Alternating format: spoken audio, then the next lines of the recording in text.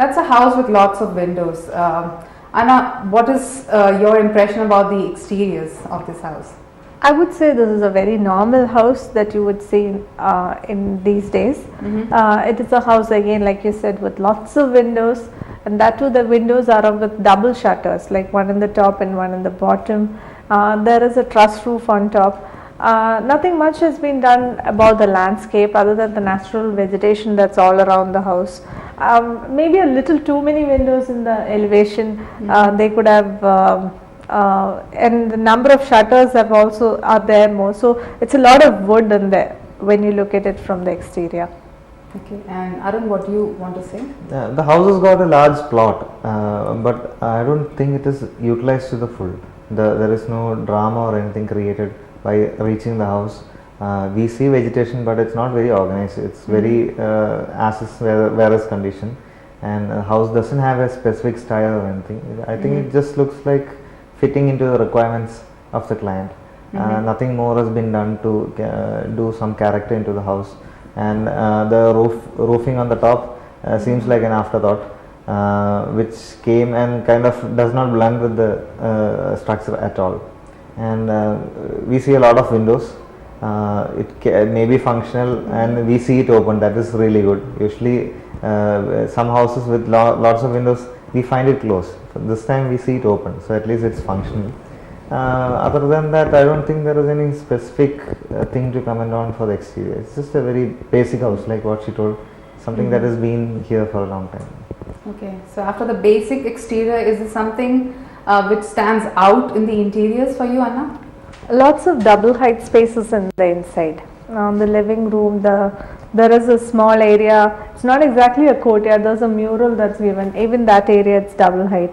The where the mural is given, they could have accented that wall a little more so that the mural stands out. They've just put a velaka in front of it that kind of blocks the view to it from a distance.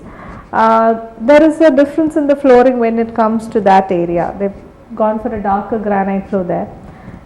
They've got a dining table that's like heavily worked. Looks like they love to collect things because there's a crockery shelf. Next to it there is a curio cabinet, and I noticed they've placed a lot of soft toys also on top of the crockery shelf.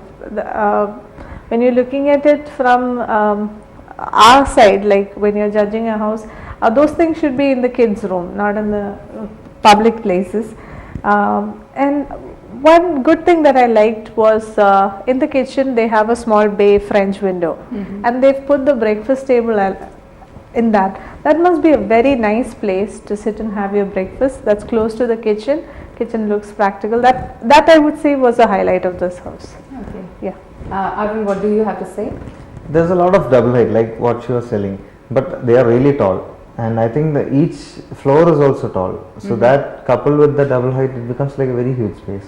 So that is something they should have thought about, because all that area you are not going to access on a daily basis. So it's, on a practical service point of view or maintenance point of view, it's going to be tough for them.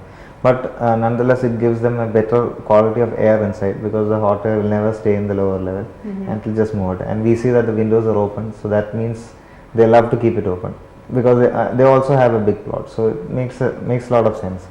Then as far as the furniture character is concerned, they don't have a specific style or anything that is followed.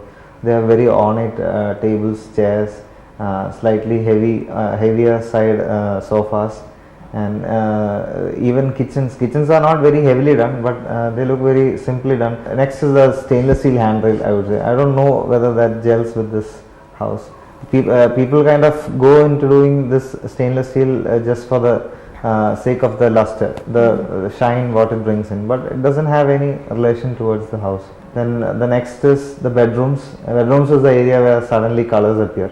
We have very bright colored backdrop walls and bedspreads, and nowhere else you see that kind of variation. I think that's about it.